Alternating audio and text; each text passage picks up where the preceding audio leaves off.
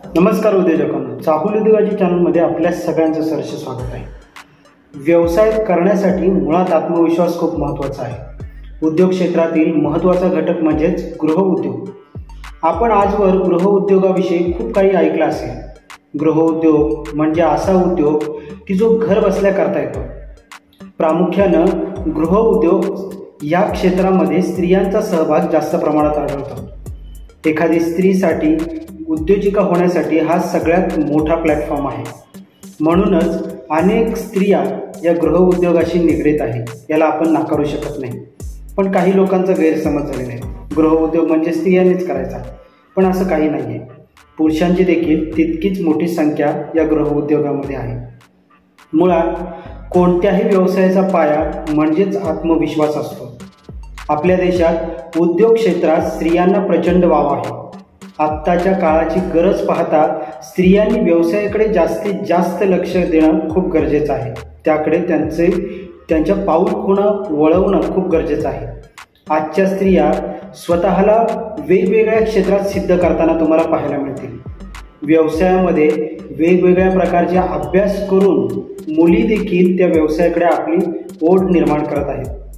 ही एक चांगली समाज रचना सुधारण्याची बाब आहे आणि ही समाधानकारक देखील बाब आहे. घर, संसार, मुलं या सगळ्यांची जबाबदारी सांभाळता व्यवसायात उतरताना अनेक स्त्रिया तुम्हाला पाहायला मिळतात. गृहउद्योग हे कोणत्या ना कोणत्या गरजेनुसार सुरू झालेले उद्योग असतात आणि प्रत्येक गृहउद्योग हे माणसाच्या मूलभूत गरजेशी निगडीत असतो. उदाहरण द्यायचं झालं तर अत्तर तयार करणं, मेणबत्ती तयार करणं, साबण तयार करणं, घरगुती मसाले तयार करणं ही याची चांगली मागणी मार्केटमध्ये आहे. घरगुती मसाल्यांतर तर प्रचंड मागणी मार्केटमध्ये आहे.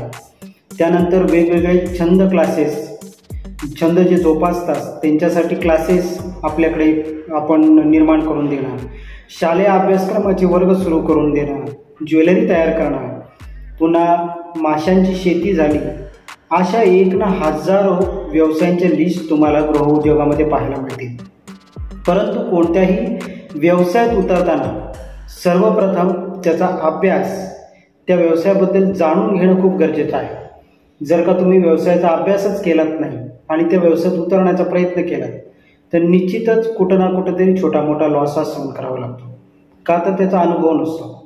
म्हणून कोणताही व्यवसाय करण्याआधी सर्वप्रथम त्या व्यवसायाची मार्केटमधून माहिती घ्या आणि मगच त्या व्यवसायामध्ये आपल्या पाऊलखुणा उमटवण्याचा प्रयत्न करा. मी इथेच थांबतो. जय महाराष्ट्र, जय भारत, धन्यवाद.